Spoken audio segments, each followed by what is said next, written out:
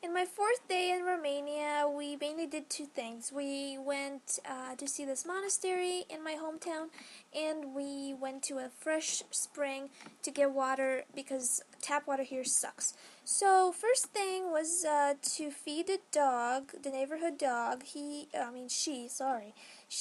is a sweetheart. If you can, yeah, you can see that in the second picture. Just wait for it. My dad was petting her as she was getting her lunch. Lots of people feed her just because she's sweet and poor and homeless. But she's doing pretty well. That's no excuse for there being stray dogs, but there she is. Her name is the girl. I don't know who named her, but he or she was not very original. That's the monastery we went to visit. I was actually baptized the second time around there. In Romania, you're baptized right after you're born, and a very good friends of my parents, who are actually Americans, baptized me a second time around right there at that monastery when I was 5, I think. Yeah, something like that. Either way, this monastery was first attested in 1407, if I'm correct, and it was built by Alexander the Good. You'll see one of his statues sometime in the slideshow. He's holding the monastery, well, a miniature of the monastery. He was a voivode, just like Vlad the Impaler was, but he ruled in Moldova, and there were many voivodes after him who renovated or improved the monastery. Usually monasteries were built to be protective territories, against bad people like Ottomans or whatever. We owe a lot to Stephen the Great, for instance, because otherwise Romania would have been Muslim without him. Not that being Muslim is a bad thing. I'm just saying we like our religion, we'll keep it. So whoever wants to impose their religion on us, don't bother. So going back to the monastery, you can see my parents and I, my mom and I, and my dad and I, and that's me by myself. The house that you can see to my left is a guest house where people can pay to stay. Monasteries are very nice about welcoming anybody, whether you're poor or sick or whatever. You can go there, and if you can work, that's fine. If not, you'll do something rather to stay there, and you're very welcome. Let's see, what else? The bell tower that you see was built by Stephen the Great. He was a very Christian guy, so he cared a lot about this type of thing. I'll show you more of his creations downtown, because we have a whole square downtown which is very pretty.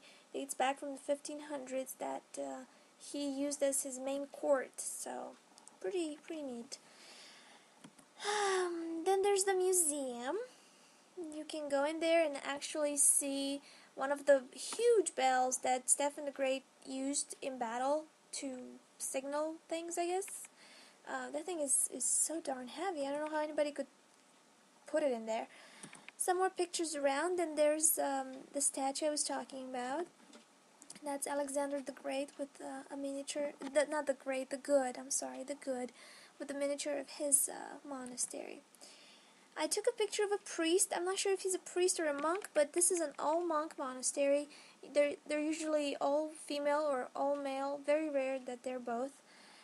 And they're all dressed in black like you see, and they all have a beard. They're pretty creepy looking, but all they do is pray, I guess, so they don't need to look pretty. This picture is meant to show you that monasteries were built as fortresses because they were meant to protect the people inside from the outside, and they have walls all around them, every one of them. I try to take pictures inside without a flash because I wanted to see how dark it is. It's very somber, very serious. You should not use a phone in there. It's pretty serious stuff.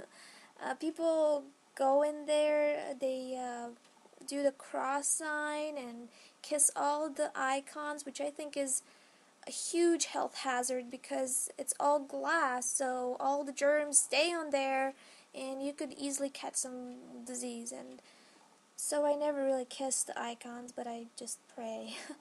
There are, how do you call it, silver icons, which is fine because silver destroys all germs, but not these. So anyway, they either, they kiss the icons, they bow, they go underneath stuff. It's pretty rich. It's like there's a lot of rituals. That's what I'm trying to say. And for one, I honestly don't believe you even have to go to church to believe in God, because I know for a fact that many of the people who do go to church do a lot of bad things outside of church, and that is so hypocritical. I don't even want to start talking about it. So anyway, that's a picture of the inside. Sorry it took me so long to babble through it. Many of the people who were involved with this monastery are buried there, including including Alexander the Good, who built it, and some of his relatives, and that's what I'm showing you in this picture. Those are their graves, like there as well. Some more pictures inside there, because it's built in a Byzantine style. There are 3 rooms, and this is, I think, the first one. It was the least crowded, so I took a flash picture so you can see. Let's see, I believe that's the guy who ruled the Romanian Orthodox Church until recently. He was not a good person though, so I don't know why they did that, but whatever. The door is the original door that they put on there hundreds of years ago, and well, that's about that. Then we walked. No, we didn't walk. We drove a little bit farther, and we wanted to go to the springs. So this dog, I'm assuming stray dog, was around us trying to bag some food. He eventually got some, but that's a picture of him. Poor thing. I was very surprised that there were a lot of houses built on that hill, which used to be completely empty and beautiful before I left. So I was very disappointed by that, because some of these houses are completely ugly and ridiculous looking. A couple of dogs came out barking at us. It turned out it was 3 dogs and then actually 4. They were really adorable, so I took all these pictures of them. I especially love this one because they're all lined up. Very cute. There's another picture of how the hill looks now with all these houses. It's ridiculous. It's just so frustrating because I know half of these are built with corrupt money. So it's a little annoying. My mom was, I believe, trying to pet the dogs. I don't know. Then there again. They're so cute. There's actually an Italian Catholic church, monastery up there.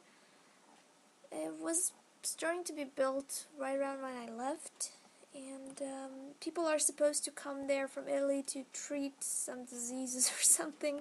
I'm not sure, but there it is. I also took some pictures of the city, how you see it from up there. There will be better ones soon. That's me. I believe I was rolling my eyes in that picture. And there's my hometown. There's the lake, and that hill that you see in the middle, it's called Little Stone because it looks like a rock, I guess. That the gondola goes up there. We'll have to go up the gondola someday. The city itself looks pretty awful now because it's winter and everything looks dead, but it's better in the summer. Some pretty clouds. I really love to look at this forest because it was planted by the Turks, captured by Stephen the Great when they tried to invade us. Good feeling. And then some more pictures around, some more pictures of the city. And my dad meeting halfway with this person who helped us get all the water because it was a little tricky to get it because my dad accidentally took one of their caps. They were really nice people. When we returned, the dog waited for us, and he got some food. So that was pretty much my 4th day in Romania. I will hopefully have more exciting things going on this week, and especially next week when I'm going to go to the countryside. I'm especially looking forward to that because I miss the countryside so much. I was born there, but I only lived there for a couple of years. Still, I really love that place almost more than I love this place. We'll see how that goes. I'll have more for you guys soon. Love you. Bye.